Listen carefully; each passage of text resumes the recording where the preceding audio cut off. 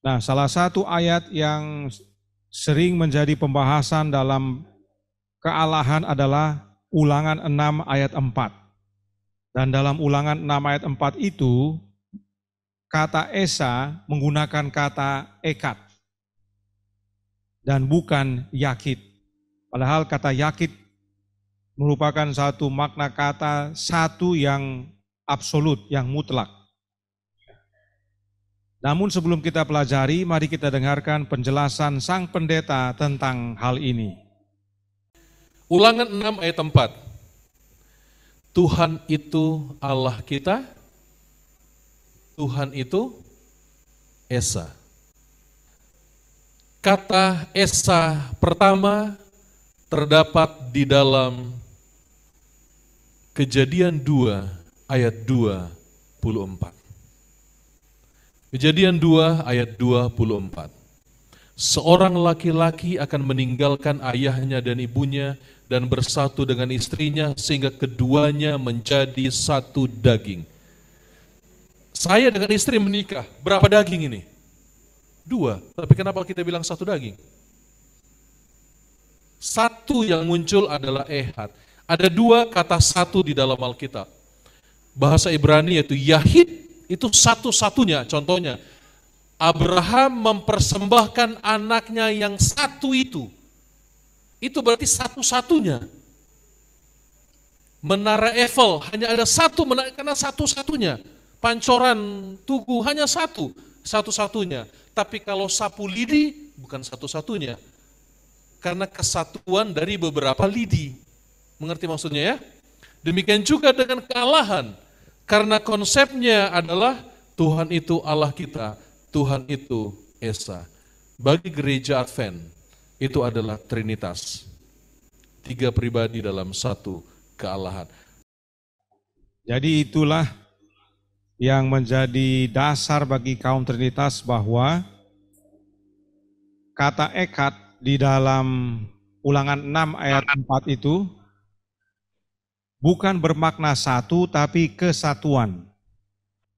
Dengan mengacu ke kata ekad yang pertama menurut pendeta tadi, yaitu dalam Kejadian 2 ayat 24. Laki-laki dan perempuan bersatu menjadi satu daging. Ya. Ekad daging. Jadi itulah kesatuan, bukan satu. Padahal kata ekad yang pertama bukan di Kejadian 2 ayat 24. Itu pada Kejadian 1 ayat 5. Hari pertama itu hari ekad. Jadi berdasarkan pemahaman doktrin Trinitas dalam gereja Advent, Ulangan 6 ayat 4 itu, kata ekad itu cocoknya kesatuan dan bukan satu. Dengan mengacu kepada Kejadian 2 ayat 24. Nah, sebagai perbandingan, ya, kita pelajari, kita uji, sebagai perbandingan, berikut penggunaan kata ekad dalam Alkitab, khususnya dalam Perjanjian Lama. Sebab kata ekad dan kata yakid bahasa Ibrani itu hanya ada di Perjanjian Lama. Kita lihat berapa kali digunakan kata ekad dalam Perjanjian Lama dan untuk apa. Ini kata ekad. 952 kali digunakan dalam Perjanjian Lama. Cukup banyak. Bahkan boleh dibilang banyak sekali. Diterjemahkan menjadi 687 kali. Pertama, 36 kali. Yang lain, 30 kali. Salah satu, 18 kali. Sekali, 13 kali. 11 digabungkan dengan H6240. Setiap 10 kali, tentu 9 kali, sebuah 7 kali, salah satu 7 kali, dan lain-lain 87 kali. Bahasa Inggrisnya bisa lihat yang sebelah kiri ya. A sampai H itu. One each a certain and only once one first 11. Itu bahasa Inggrisnya.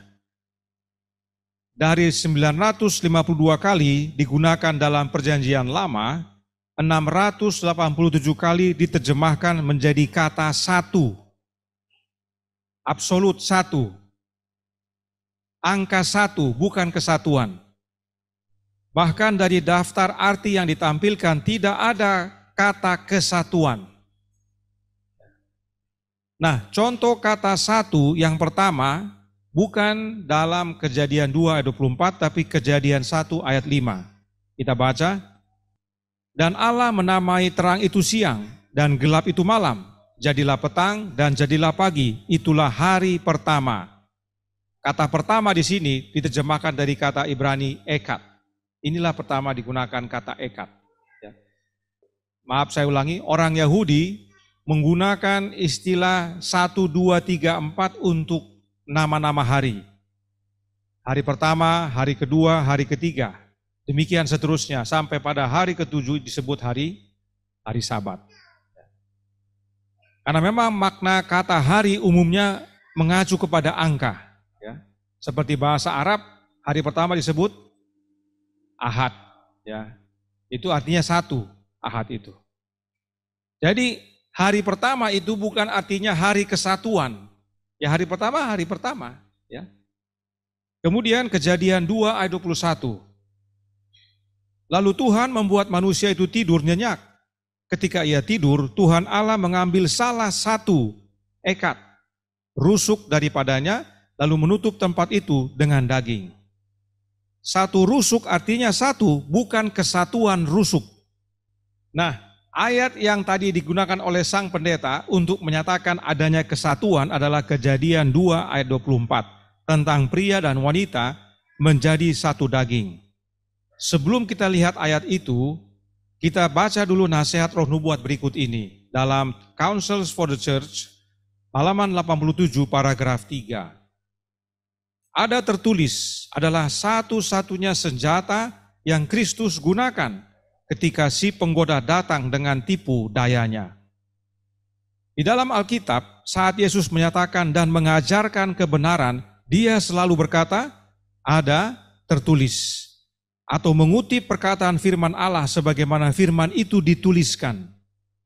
Dan Roh Nubuat katakan bahwa inilah satu-satunya senjata yang Yesus gunakan melawan tipu daya setan. Ini penting kita pahami karena sering pakar-pakar teologi jungkir balik untuk coba menerangkan ada tertulis menjadi ada makna atau menjadi ada konsep atau menjadi ada pengertian kepada umat-umat Allah.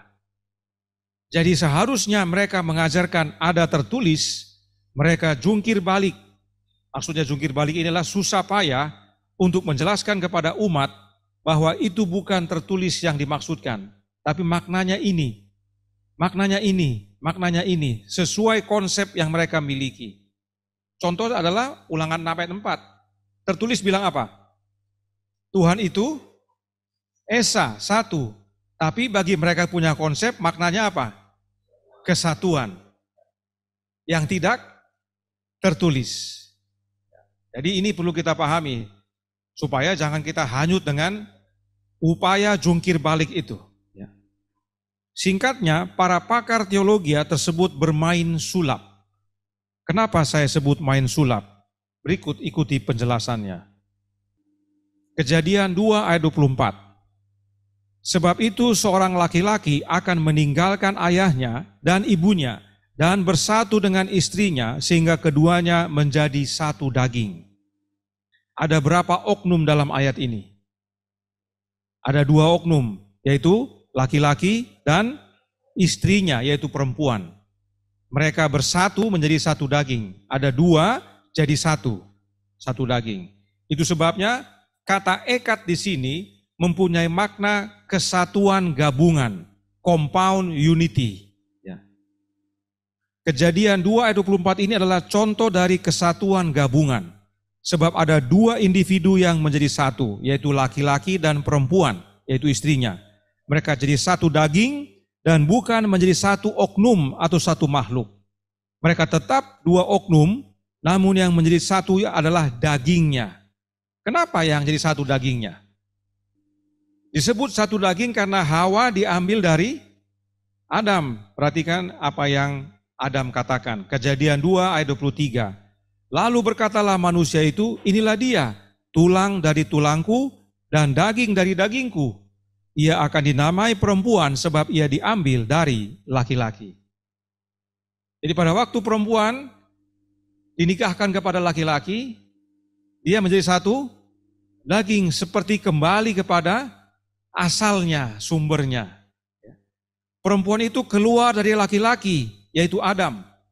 Perempuan itu dibangun dari laki-laki, karenanya disebut satu daging. Itu sebabnya kita juga menyebut anak-anak kita adalah darah dan daging kita. Sebab mereka keluar dari kita, orang tuanya, yang adalah darah daging mereka. Jadi Kejadian 2 ayat 24 tersebut dengan jelas menyatakan adanya dua individu yang menjadi satu, yaitu satu daging. Mereka menjadi suami dan istri. Nah sementara Ulangan 6 ayat 4 kita baca. Dengarlah hai orang Israel, Tuhan itu Allah kita. Tuhan itu Esa. Adakah ayat ini menuliskan beberapa oknum terus menjadi satu? Tidak ada ya. Karena tidak ada, apakah konteksnya Kejadian 2 dan ayat 24 dengan Ulangan 6 ayat 4 sama atau beda? Sudah jelas berbeda. Kejadian 2 ayat 24 berbicara ada dua oknum menjadi satu. Ulangan 6 ayat 4 tidak ada berbicara dua atau lebih oknum menjadi satu. Di sini hanya satu oknum saja. Tuhan itu Allah kita. Tuhan itu Esa. Beda konteksnya. Ingat Yesus bilang apa? Ada tertulis. Yang tertulis adalah hanya Tuhan itu Allah kita dan Tuhan itu satu. Tidak ada tertulis dalam ayat ini bahwa Tuhan itu Allah, Yesus itu Allah, Roh Kudus itu Allah, dan ketiganya menjadi satu Allah. Tidak ada ditulis dalam ayat ini. Kalau mengacu kepada Kejadian 2 ayat 24, seharusnya Ulangan 6 ayat 4 berkata demikian. Bahwa ada Allah Bapa, ada Allah Anak, ada Allah Roh, dan ketiganya adalah satu. Harusnya berkata demikian. Kalau mau serupa konteksnya dengan Kejadian 2 ayat 24. Ada laki-laki yang bersatu dengan perempuan menjadi satu daging. Sudah mulai bisa lihat ya kenapa saya bilang main sulap. Main sulap itu kan membuat sesuatu yang tadinya beda jadi yang lain, ya kan? Tadinya dia sapu tangan, jadi merpati. Sapu tangan, jadi bunga, kan gitu. Nah, mungkin ada yang bertanya, bagaimana caranya membedakan penggunaan kata ekat untuk suatu kesatuan gabungan atau compound unity dengan yang namanya kesatuan mutlak. Yang sebelah kiri, yaitu Kejadian 2:24, itu kesatuan gabungan. Yang sebelah kanan, Ulangan 6 ayat 4 adalah kesatuan mutlak. Satu ya satu, bukan kesatuan. Karena tidak ada beberapa individu atau beberapa oknum yang jadi satu, tidak ada di situ. Nah sekarang bagaimana caranya untuk membedakan? Tidak sulit membedakannya. Cukup lihat konteks ayat tersebut. Jika ayat tersebut menyatakan adanya beberapa hal atau beberapa oknum dan kemudian disebut satu, maka ayat itu menyatakan kesatuan gabungan. Jadi kalau ada beberapa hal, beberapa oknum terus dikatakan satu, itu namanya compound unity, kesatuan gabungan. Tapi kalau hanya satu benda, satu oknum terus dikatakan satu, itu namanya kesatuan absolut, ya, absolute unity. Nah sekarang saya kasih contoh, saya baca dan tolong kasih tanggapan. Ini kesatuan gabungan atau kesatuan mutlak. Yeskiel 37 ayat 16 dan 17. Hai engkau anak manusia, ambillah sepotong papan dan tulis di atasnya untuk Yehuda dan orang-orang Israel yang bersekutu dengan dia. Kemudian ambillah papan yang lain dan tulis di atasnya untuk Yusuf, papan Efraim, dan seluruh kaum Israel yang bersekutu dengan dia. gabungkanlah keduanya menjadi satu papan, sehingga keduanya menjadi satu dalam tanganmu. Ini kesatuan unity atau kesatuan absolut? Compound unity, ya. Kesatuan yang merupakan gabungan, karena ada satu papan untuk Yehuda, satu papan untuk Yusuf. Keduanya gabungkan katanya, menjadi satu. Jadi cukup melihat konteksnya, kita bisa tahu kata ekat di sini digunakan dalam makna apa. Merupakan kesatuan atau absolut. Ya. Contoh berikutnya, Keluaran 12 ayat 46. Paskah itu harus dimakan dalam satu rumah juga. Tidak boleh kau bawa sedikit pun dari daging itu keluar rumah. Satu tulang pun tidak boleh kamu patahkan. Ini kata ekatnya maknanya apa? Absolut. Ya. Tidak susah mengetahui mana yang compound unity sama compound absolut. Lihat konteksnya. Jadi untuk membedakan kapan digunakan sebagai kesatuan gabungan atau kesatuan absolut, kita cukup perhatikan ada tertulis. Kemudian mungkin ada juga yang bertanya, apa buktinya bahwa kata Tuhan dalam huruf besar itu hanya satu? Sebab tadi menurut sang pendeta, Gereja Advent mempunyai pengertian bahwa kata Tuhan dalam ayat itu bermakna tiga. Ada tiga pribadi tapi satu Allah. Itu pengertian Gereja Advent. Kita tidak ikuti pengertian Gereja Advent karena pengertiannya tidak Alkitabiah. Kita ikut apa yang Alkitab katakan. Nah, sekarang kita perlu buktikan sama umat-umat yang belajar, apa buktinya Tuhan itu memang esa. Ya, bukan suatu kesatuan gabungan, tapi memang mutlak satu. Kita sudah pernah pelajari, tapi kita perlu ulangi karena ada yang baru belajar, dan ada juga yang mau jadi pengajar. Kita buka Ulangan 6 ayat 4. Kata Tuhan dalam huruf besar, sebagaimana yang kita sudah pelajari, diterjemahkan dari kata Yehova. Kata Yehova ini adalah bahasa Ibrani. Dan kadang-kadang ditulis juga dalam kata Allah dalam huruf besar. Kalau bahasa dalam perjanjian lama, Tuhan dalam huruf besar atau Allah dalam huruf besar, itu keduanya diterjemahkan dari bahasa Ibrani, Yehova. Nah, ada berapa Yehova? Berikut yang tertulis dalam Ulangan 4 ayat 35. Ulangan 4 ayat 35 berkata, engkau diberi melihatnya untuk mengetahui bahwa Tuhanlah, yaitu Yehova. Di sini sayangnya dalam tulisan huruf kecil, tapi ini dari Yehova. Tuhanlah Allah, tidak ada yang lain kecuali Dia. Berarti ada berapa? Hanya satu. Ya. Kemudian ayat 39 dari pasal yang sama, Ulangan 4 ayat 39. Sebab itu ketahuilah pada hari ini dan camkanlah bahwa Tuhanlah Allah. Kembali Tuhannya tidak huruf besar semua, tapi dari kata Yehova. Yang di langit, di atas, dan di bumi, di bawah. Tidak ada yang lain. Kembali, hanya satu. Ya. Jadi mulai terbukti, ini masih dalam buku Ulangan. Tadi Ulangan 6 ayat 4, ini Ulangan 4 ayat 35 dan 39.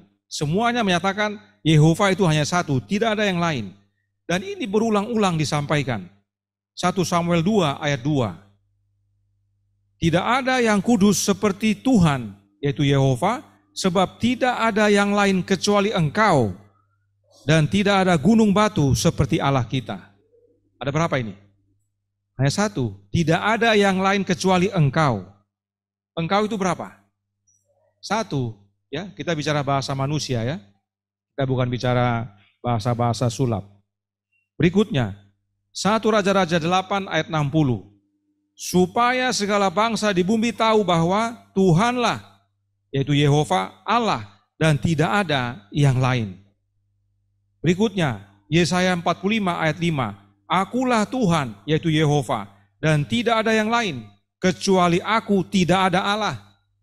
Aku telah mempersenjatai engkau, sekalipun engkau tidak mengenal aku. Ingat nasihat roh nubuat untuk baca yang tertulis. Ayat ini jelas sekali menyatakan bahwa Allah itu sendiri yang berbicara bahwa dialah Tuhan dalam huruf besar atau Yehova. Dan tidak ada yang lain. Tidak ada Allah lain kecuali Dia. Ini bukan pernyataan manusia, tapi perkataan Allah itu sendiri. Dan dalam pasal 45 ini berulang-ulang disebutkan Tuhan itu tunggal. Perhatikan ayat 6, ini ayat 5, ayat 6 berkata, supaya orang tahu dari terbitnya matahari sampai terbenamnya bahwa tidak ada yang lain di luar aku. Akulah Tuhan, akulah Yehova, dan tidak ada yang lain. Jelas sekali yang tertulis. Kita baca yang tertulis. Masih dalam pasal 45 ayat 14 dikatakan, beginilah firman Tuhan, hasil tanah dari Mesir dan segala laba dari Ethiopia dan orang-orang Sheba, orang-orang yang tinggi perawakannya akan pindah kepadamu dan menjadi kepunyaanmu. Mereka akan berjalan di belakangmu dengan dirantai. Mereka akan sujud kepadamu dan akan membujuk engkau, katanya, hanya di tengah-tengahmu ada Allah dan tidak ada yang lain. Di samping Dia tidak ada Allah. Jadi ada orang melihat di tengah-tengah Israel itu ada apa? Ada Allah. Berapa yang mereka lihat? Cuman satu. Artinya bukan melihat langsung ya. Tapi mereka tahu ada Allah di tengah-tengah Israel. Dan yang mereka tahu hanya satu, tidak ada yang lain. Masih dalam pasal 45 ayat 18. Sebab beginilah firman Tuhan, firman Yehova yang menciptakan langit. Dialah Allah yang membentuk bumi dan menjadikannya dan yang menegakkannya.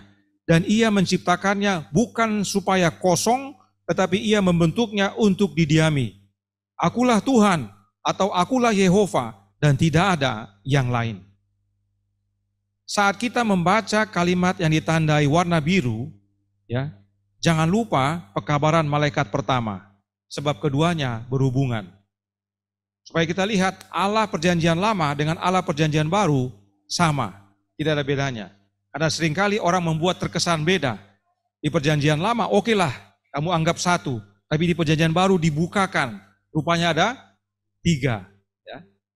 Sama dari perjanjian lama sampai perjanjian baru. Masih dalam pasal 45, kita baca ayat 21. Beritahukanlah dan kemukakanlah alasanmu, ya biarlah mereka berunding bersama-sama. Siapakah yang mengabarkan hal ini dari zaman purbakala dan memberitahukannya dari sejak dahulu? Bukankah aku, Tuhan, yaitu Yehova, tidak ada yang lain, tidak ada Allah selain daripadaku. Allah yang adil dan juru selamat, tidak ada yang lain kecuali aku.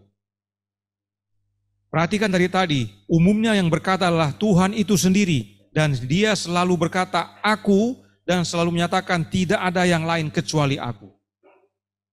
Ini Alkitab nyatakan, ini yang tertulis. Yesus bilang ada tertulis. Ya. Tidak pernah Yesus bilang ada makna, ada konsep, ada pengertian menurut ABC, menurut gereja ABC, tidak ada. Yesus katakan ada tertulis, yaitu yang dalam firman Tuhan. Satu lagi dari pasal 45, buku Yesaya, ayat 22. Berpalinglah kepadaku dan biarkanlah dirimu diselamatkan, hai ujung-ujung bumi, sebab akulah Allah. Dari terjemahan kata El, dan tidak ada yang lain. Kata Allah dalam ayat ini diterjemahkan dari kata El, yang merupakan bentuk tunggal dari kata Elohim. Dan Allah berkata, tidak ada yang lain, artinya tunggal, hanya satu. Ini seharusnya tugas dari para pendeta. Ini seharusnya tugas dari para ahli teologi yang pergi sekolah tinggi-tinggi, belajar bahasa Ibrani, belajar bahasa Greka, menjelaskan kepada umat bahwa kata Allah dalam perjanjian lama itu bukan berarti banyak. Sebab Allah sendiri katakan, aku El, tidak ada yang lain. Sebab kata Elohim bukan menyatakan adanya banyak oknum, tapi menyatakan kemajemukan keagungan. Plural of majesty. Itulah Elohim. Tapi mereka bikin majemuk dalam segi oknum individu. Padahal Allah sendiri katakan, aku, saya satu ini, tidak ada yang lain. Keagunganku banyak, dia agung, dia maha kuasa, dia maha besar, dia hakim yang mulia. Itulah keagungannya, banyak tidak hanya satu. Tapi pribadinya, oknumnya satu, yaitu Bapa tadi itu. Ini harusnya tugas mereka, bukan mereka putar-putar kata-kata itu untuk meyakinkan umat bahwa yang tertulis itu beda maknanya dengan yang mereka mengerti. Kan begitu yang terjadi. Jadi berulang-ulang Alkitab menuliskan bahwa Yehova itu adalah satu dan hanya satu yang bernama Yehova. Mazmur 83 ayat 19. Supaya mereka tahu bahwa engkau sajalah yang bernama Tuhan atau bernama Yehova, yang maha tinggi atas seluruh bumi. Yang tertulis dalam Alkitab adalah bahwa Tuhan dalam huruf besar, yaitu Yehova, adalah tunggal, hanya satu.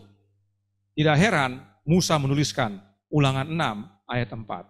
Dengarlah hai orang Israel, Tuhan itu Allah kita, Tuhan itu Esa. Sebab memang Tuhan berulang-ulang katakan, tidak ada Allah yang lain selain Dia. Hanya saya. Karenanya saudaraku dalam Tuhan, menggunakan Kejadian 2 ayat 24 sebagai dasar adanya Trinitas, salah total. Tidak alkitabiah. Ya, itu sama dengan membandingkan jeruk dengan apel. Sama-sama buah tapi beda. Jangan karena buah dicampur. Jangan karena kata ekat dicampur, padahal konteksnya beda. Dalam Kejadian 2 ayat 24 saja, hanya 2 oknum yang disebut satu, bukan 3. Kalau mau disamakan ya. Dalam Ulangan 6 ayat 4 bahkan tidak disebutkan ada berapa oknum kalau secara angka. Tapi dari segi makna kita bisa lihat Tuhan itu Allah kita, Tuhan itu Esa. Oh, satu.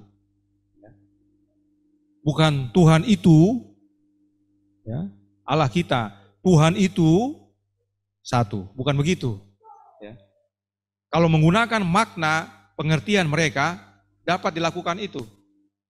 Karena mereka mempunyai pengertian ada 3 pribadi tapi satu. Jadi harusnya ditunjuk, karena katanya kan beda-beda pribadi. Yang tidak boleh dicampur adukan pribadinya. Masing-masing berbeda. Karena harus kita tunjuk satu-satu itu. 1, 2, 3. Jadi satu. Kalau memang itu, bisa nggak kita bilang itu satu kali? Tidak bisa. Ya. Kalau banyak tidak bisa bilang kita itu, nggak bisa. Kalau bahasa Inggris, those. Ya. Ada banyak. Jadi ini supaya kita memahami kenapa saya bilang main sulap. Ya. Mohon maaf, saya bukan mendiskreditkan para pendeta atau ahli teologi, tapi kalau mereka ikut yang Roh Nubuat katakan, ada tertulis. Dan bahkan bahasa Ibrania sendiri tidak berkata demikian. Nyatakanlah apa yang benar, supaya umat dituntun dalam segala kebenaran. Sekarang bagaimana dengan yakid? Tadi ekad. Ada 952 kali digunakan dan 687 itu untuk angka 1, absolute one. Ya. 1. Nah sekarang kata yakid, tolong perhatikan supaya maknanya kita bisa lihat perbedaannya. Kenapa orang Yahudi menggunakan ekad satu sisi dan menggunakan yakid satu sisi. Ya.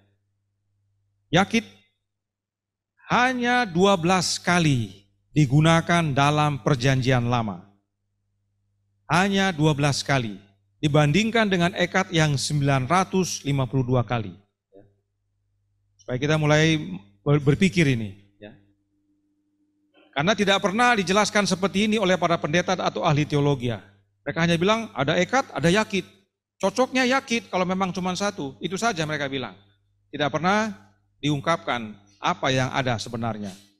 Yakid 12 kali saja digunakan dalam perjanjian lama. Diterjemahkan menjadi hanya satu-satunya.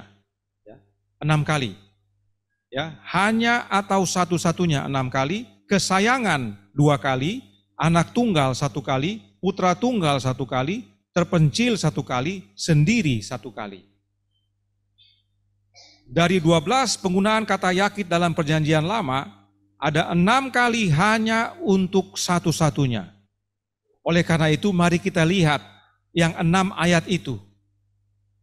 Ya, supaya kita mengerti kenapa disebut satu-satunya dan untuk apa. Ya, coba perhatikan nanti. Yang pertama kita mulai Kejadian 22 ayat 2. Firman-Nya, ambillah anakmu yang tunggal, yakid itu, yang engkau kasihi, yakni Ishak. Pergilah ke tanah Moria dan persembahkanlah dia di sana sebagai korban bakaran pada salah satu gunung yang akan kukatakan kepadamu. Dalam bahasa Inggrisnya, only child, ya, only son. Nah, mengapa Ishak disebut anak tunggal Abraham, sementara ada Ismail juga? Karena Ishak adalah anak perjanjian. Perhatikan juga yang berikut ini. Hakim-Hakim 11 ayat 34. Ketika Yefta pulang ke Mispa ke rumahnya, tampaklah anaknya perempuan keluar menyongsong dia dengan memukul rebana serta menari-nari. Dialah anaknya yang tunggal, anak yang yakid. Selain dari dia, tidak ada anaknya laki-laki atau perempuan. Anaknya Yefta hanya satu dan tidak ada yang lain. Nah, coba perhatikan tabel berikut yang menampilkan 12 ayat yang menggunakan kata yakid. Ya, supaya lebih cepat, lebih ringkas. Ini 2 contoh yang menyatakan kata hanya satu-satunya. Sekarang kita lihat 12-12-nya, penggunaan kata yakid, dan perhatikan apa kesamaan dalam penggunaannya. Mudah-mudahan bisa dilihat. Ya. Inilah ke-12 ayat yang menggunakan kata yakid. Kita baca yang pertama. Anakmu yang tunggal. Ya, Kejadian 22 ayat 2. Kejadian 22 ayat 12. Anakmu yang tunggal kepadaku. Ya. Tunggal di sini dari kata yakid. Kemudian Kejadian 22 ayat 16. Anakmu yang tunggal kepadaku. Kembali yang tunggal yakid. Hakim-Hakim 11 ayat 34. Dialah anaknya yang tunggal, anak yang yakid. Kemudian Mazmur 22 ayat 21. Lepaskanlah aku dari pedang dan nyawaku dari cengkraman anjing. Kalau dalam bahasa Indonesia nyawaku, dalam bahasa versi King James dikatakan my darling. My darling from the power of the dog. Dalam bahasa Indonesian Modern Bible dikatakan milikku satu-satunya. Itu sebabnya tadi dikatakan kata yakid ini terjemahkan 2 kali sebagai kesayangan, my darling. Tapi disebut my darling atau kesayangan karena itu satu-satunya. Ya. Kalau kita punya sesuatu yang hanya satu-satunya kita sayang-sayang kan. Kemudian Mazmur 25 ayat 16. Sebab aku sebatang kara dan tertindas. Sebatang kara ini dikatakan yakid. Ya, dari yakid. Kemudian Mazmur 35 ayat 17. Nyawaku dari singa-singa muda. Kata nyawaku dari my darling. My darling ini dari yakid, ya, kesayangan. Mazmur 68 ayat 7. Kepada orang-orang sebatang kara, orang-orang yakid, ya. Amsal 4 ayat 3. Sebagai anak tunggal bagi ibuku, anak yakid. Yeremia 6 ayat 26. Seorang anak tunggal, tunggalnya yakid lagi. Amos 8 ayat 10. Kematian anak tunggal, tunggal itu yakid lagi. Sakaria 12 ayat 10, meratapi anak tunggal, tunggal itu yakid lagi. Dari semua ini, apa kesamaannya? Atau penggunaan kata yakid yang sama tentang apa? Tentang anak. Ada berapa kali anak? Anak tunggal, anak tunggal, anak tunggal, anak tunggal 4, kemudian anak tunggal 5, anak tunggal 6, anak tunggal 7, anak tunggal 8. 8 kali dari 12 kali itu untuk apa? Untuk anak. Anak satu-satunya. Nah, khusus untuk Mazmur 22 ayat 21 dan Mazmur 35 ayat 17, kata nyawaku tadi yaitu my darling. Nah, siapakah yang dimaksudkan? Siapa? Yesus. Kalau ingat pekabaran tentang ulat diinjak, itu Mazmur 22. Mazmur 22 itu tentang Yesus.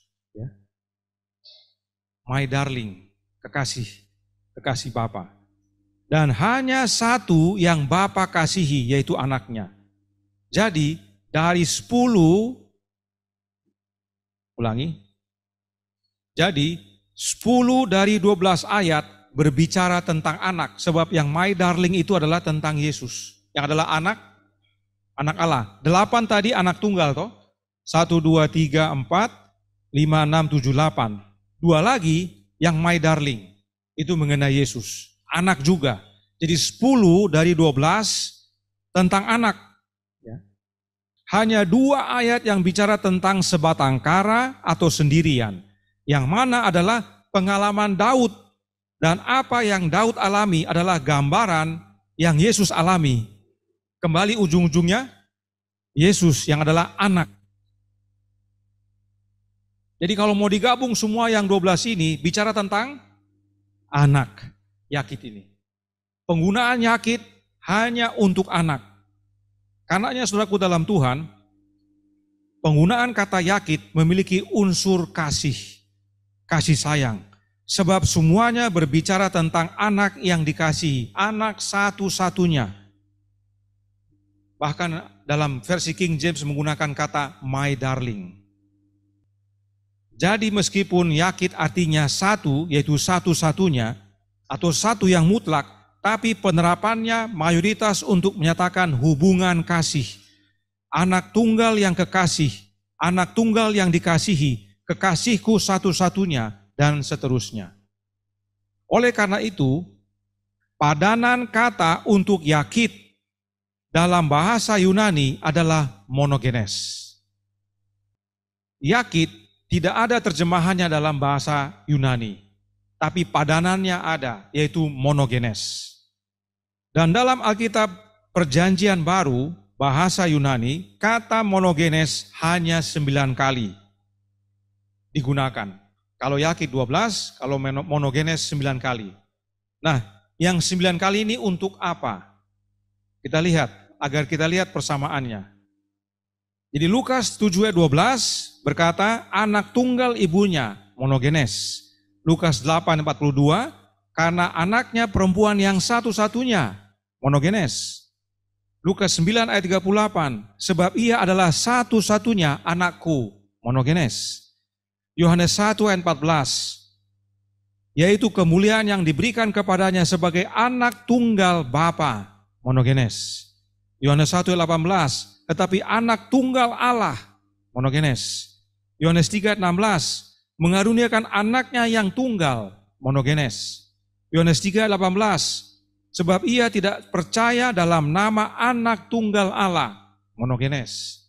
Ibrani 11 ayat 17, rela mempersembahkan anaknya yang tunggal, monogenes. 1 Yohanes 4 ayat 9, mengutus anaknya yang tunggal ke dalam dunia, monogenes. Apa kesamaan 9 ayat ini? Tentang anak. 9 kali penggunaan kata monogenes dalam Perjanjian Baru, 9-9-nya untuk anak. Semuanya berbicara tentang anak dan satu-satunya, atau anak tunggal. Dan perhatikan semua kata monogenes itu mempunyai makna kasih, menyatakan hubungan kasih. Anakku, anaknya, ya, yang tunggal. Karenanya, padanan kata Yakit dalam bahasa Yunani adalah monogenes.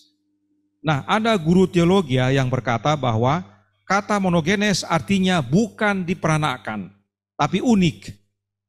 Kembali itu adalah karena Trinitas. Coba perhatikan yang di layar. Lukas 7 ayat 12, apakah berbicara tentang anak yang unik atau anak yang diperanakkan? Setelah ia dekat pintu gerbang kota, ada orang mati diusung keluar, anak laki-laki, anak tunggal ibunya yang sudah janda, dan banyak orang dari kota itu menyertai janda itu. Itu anak unik atau anak yang diperanakkan? Anak yang diperanakkan. Kemudian yang Lukas 8:42, karena anaknya perempuan yang satu-satunya yang berumur kira-kira 12 tahun hampir mati. Itu anak unik atau anak diperanakkan? Anak diperanakkan. Jangan pilih-pilih, oh ini diperanakkan, oh ini unik, ya, hanya karena kemauan diri sendiri atau konsep yang dimiliki oleh sebuah organisasi. Kita harus ikut yang apa Alkitab nyatakan. Alkitab nyatakan mayoritas ini semua mengenai anak yang diperanakkan. Semuanya tentang anak yang diperanakkan. Karenanya saat diaplikasikan kepada Yesus, apakah berubah? Tidak berubah. Sebab Bapa sendiri akui bahwa Yesus adalah anak yang Bapa peranakkan, dan Yesus juga akui bahwa dirinya adalah anak yang Bapa peranakkan. Karenanya bila kita kembali ke Ulangan 6 ayat 4, kata ekat 687 kali atau lebih dari 70% diterjemahkan menjadi angka 1 dan bukan kesatuan. Kata yakit 12 kali digunakan untuk makna satu-satunya. Karenanya saudaraku dalam Tuhan, menggunakan argumen kata ekat sebagai dasar Trinitas tidak kuat. Sebab 687 kali diterjemahkan menjadi angka 1 dan Ulangan 6 ayat 4 salah satunya. Artinya, mayoritas kata ekat diterjemahkan menjadi angka 1, yaitu satu absolut dan bukan satu kesatuan. Oleh sebab itu, tidak ada masalah menggunakan kata ekat dalam ayat ini. Sebab secara konteks, kata ekat dalam ayat ini bermakna satu absolut dan bukan satu kumpulan. Dengan demikian, apakah perlu kita bahas kata yakit sebenarnya? Tidak perlu. Dalam mengerti tentang kealahan atau mengerti kata satu, tidak perlu sebenarnya diungkit-ungkit kata yakit. Tidak ada guna. Karena kata ekat itu sendiri mudah dimengerti apakah untuk kesatuan atau absolut.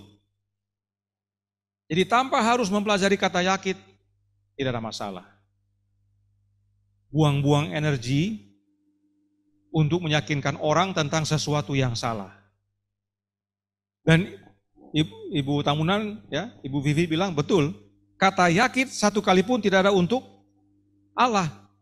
Satu kali pun tidak ada. Semua tentang anak. Sementara kata ekat berulang-ulang ada untuk Allah. Jadi, dengan demikian, apakah kata ekat atau yakit bukanlah isu? Tidak perlu dipilih dalam hal ini. Tidak perlu juga dibahas tentang yakit sebenarnya. Cukup mengerti penggunaan ekat, selesai. Karenanya melihat penjelasan Alkitab dan penerapan kata ekat dan yakit, argumen sang pendeta dan umumnya kaum Trinitas tidak benar. Tidak perlu. Jelaskan yang benar kepada umat sebagaimana tertulis. Kiranya menjadi sukacita bagi kita. Jangan terjerumus kepada konsep-konsep yang salah, dan bagi para pengajar atau siapapun yang mau bersaksi bisa jelaskan demikian. Tidak perlu juga ini slide. Ya. Saudara sekalian bisa catat dalam Alkitabnya mana ekat yang compound, mana ekat yang absolut. Bisa toh? Bisa kita kasih tanda di situ. Absolut, compound, kasih tanda. Demikian sesi ke-6.